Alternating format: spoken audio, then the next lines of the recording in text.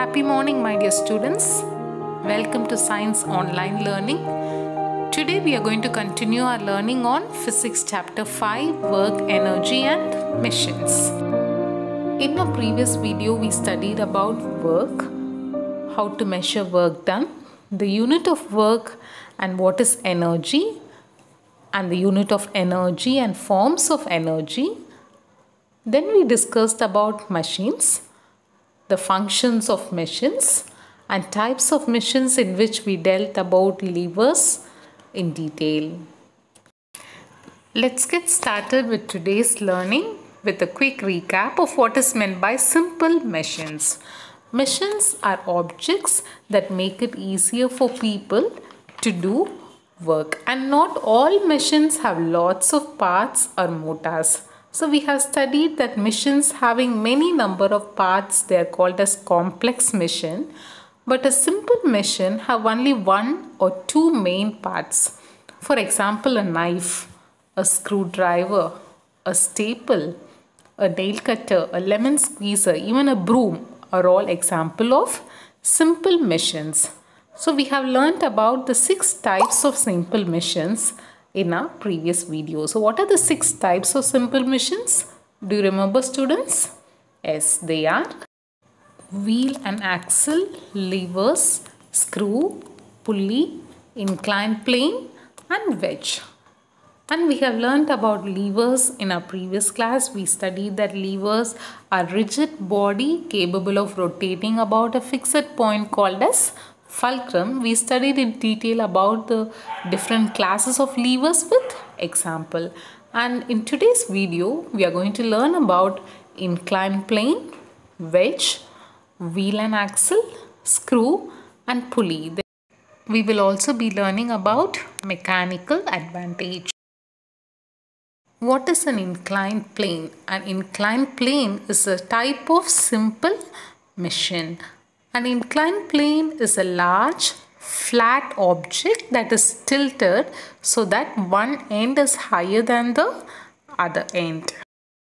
For example, a ramp is an inclined plane.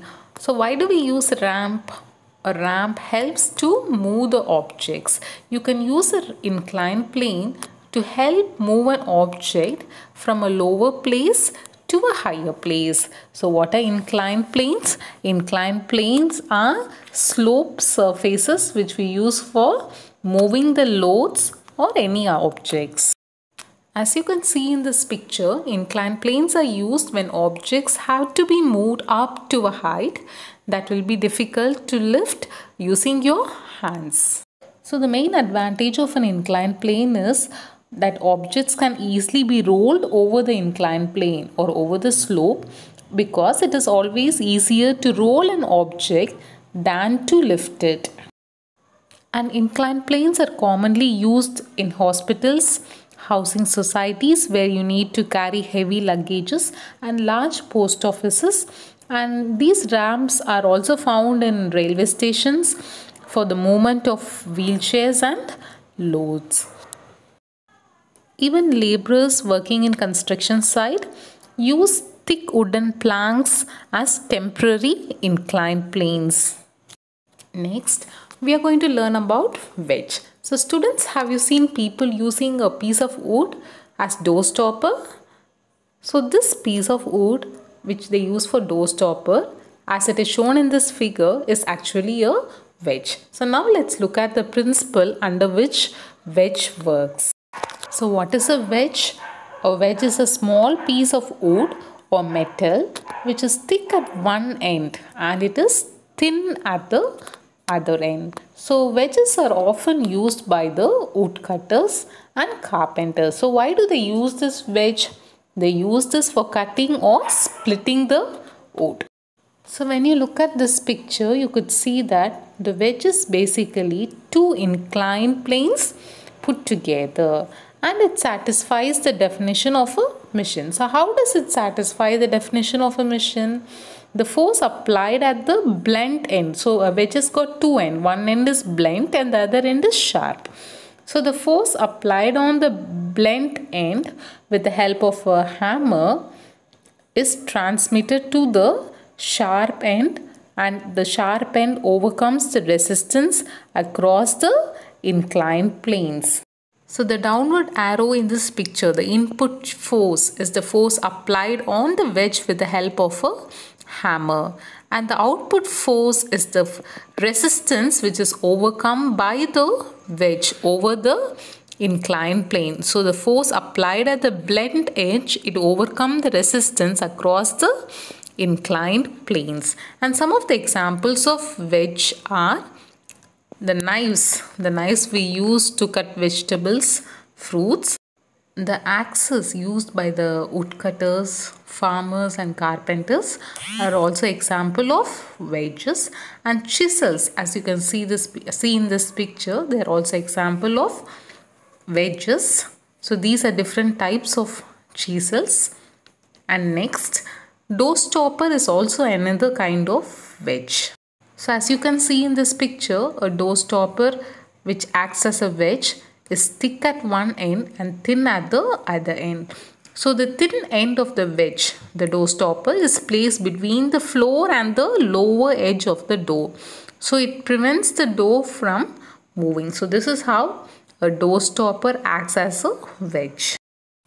And this picture clearly shows us that door stoppers can be used on top of the door and over the hinge and also on the floor. Next, we are going to learn about screws. And the common difference between a screw and a nail is, in screws we have got grooves or threads, but in nails we don't. So when we apply force on the head of the screw, the force gets transmitted along the groove, and thus the screw wind or turn into the material along its groove. And the common advantage of a screw is we use less force to drive in the screw than to drive in a nail. And the bolt, as you can see in this picture, you could see a screw as well as a nut and bolt.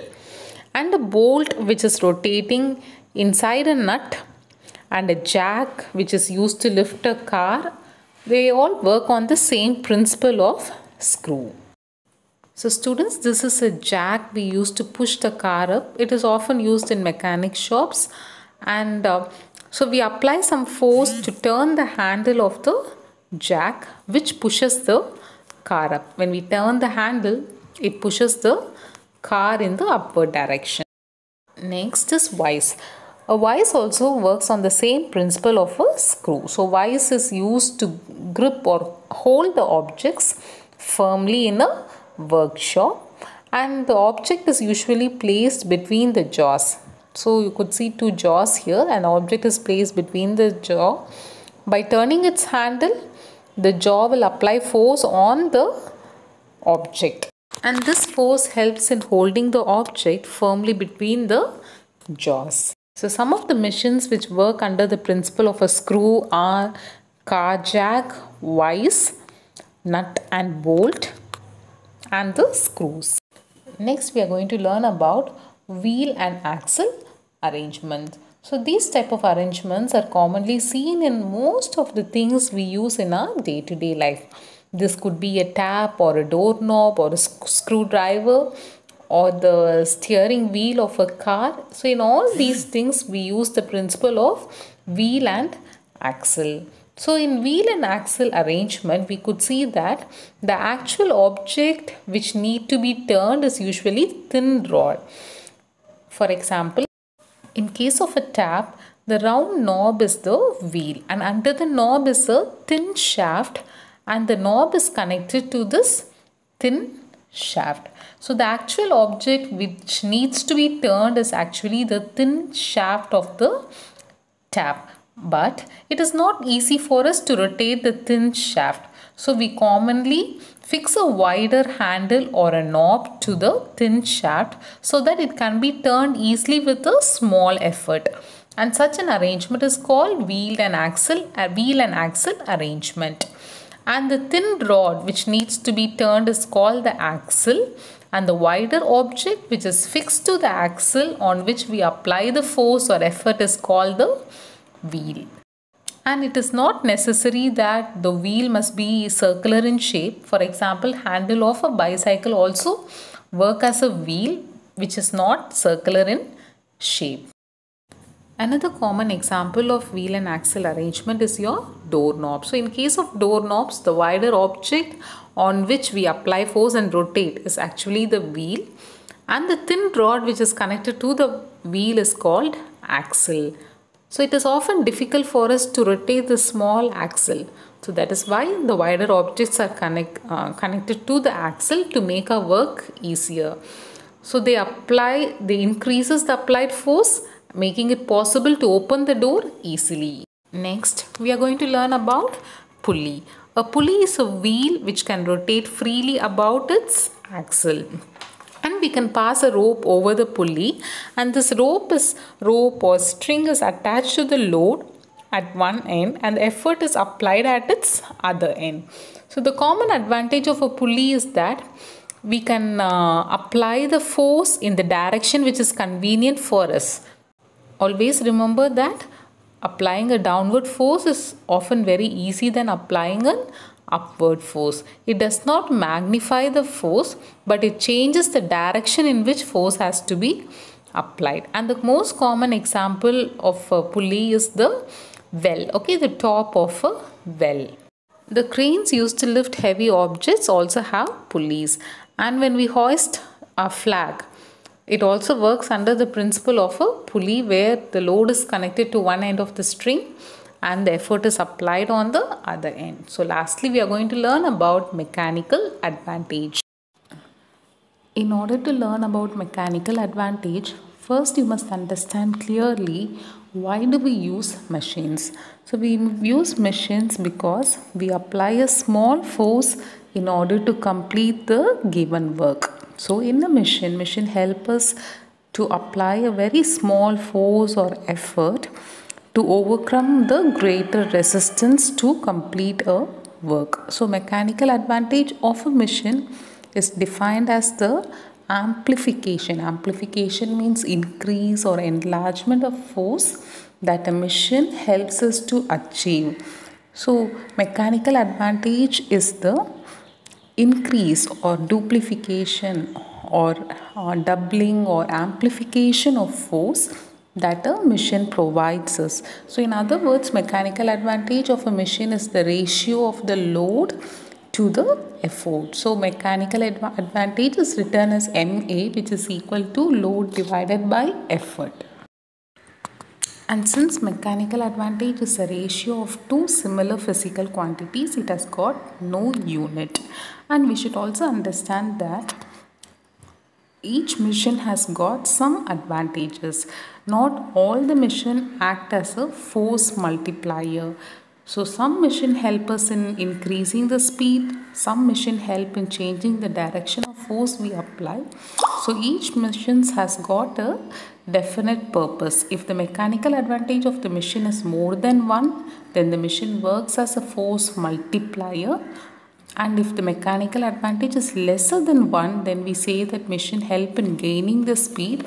And if the mechanical advantage is equal to 1, then we say that the machine is used to change the direction of force.